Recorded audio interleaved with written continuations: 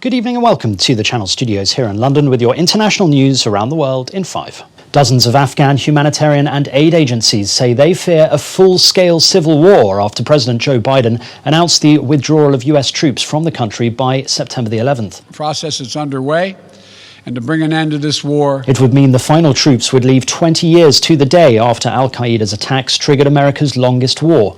Nearly 2,400 American troops have died in the conflict that has cost about $2 trillion. Many in the country fear a vacuum will be created when US forces leave, with the Taliban or other extremist groups re-establishing control.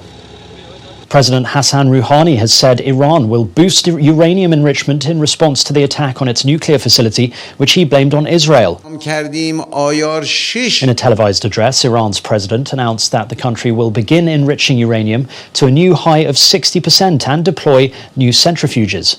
Iran's top diplomats said that the attack on its Natanz nuclear facility was a very bad gamble and that it would strengthen Tehran's hand in talks to revive a 2015 nuclear deal with major powers.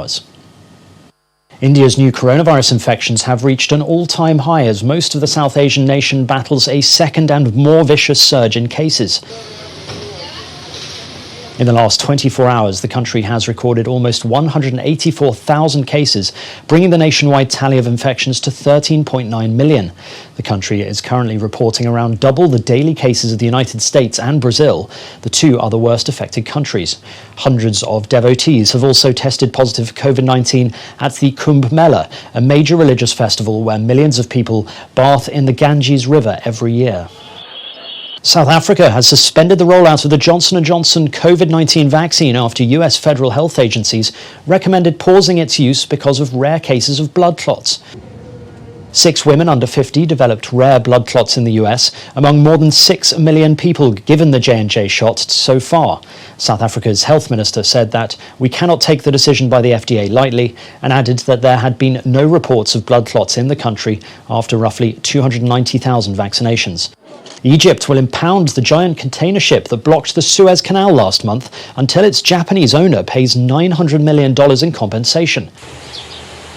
The chairman of the Suez Canal Authority said the figure was based on the losses incurred by the grounded vessel, as well as the flotation and maintenance costs. One of the Ever Given's insurers described the claim as extraordinarily large and largely unsupported. The US and European Union have condemned the move by Somalia's parliament to extend the terms of the president and members of parliament amid concern it could deepen divides in the country.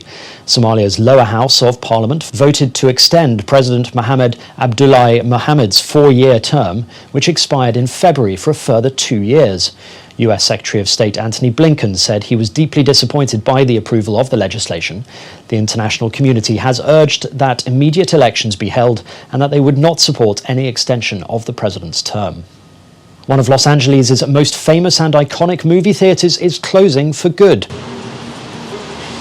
The Pacific Theatres Group said it would not be reopening its flagship ArcLight Hollywood, home to the CINERAMA Dome on Hollywood's Sunset Boulevard. Originally built in 1963, the CINERAMA Dome has been the venue for numerous movie premieres and other red carpet events.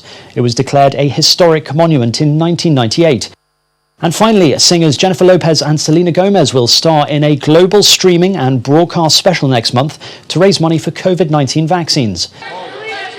The streaming, called The Concert to Reunite the World, will also feature the Foo Fighters and Eddie Vedder.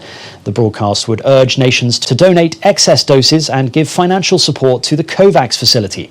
COVAX aims to secure 2 billion vaccine doses for lower-income countries by the end of 2021. And that's your international news around the world in 5. Now back to the Channel Studios in Lagos.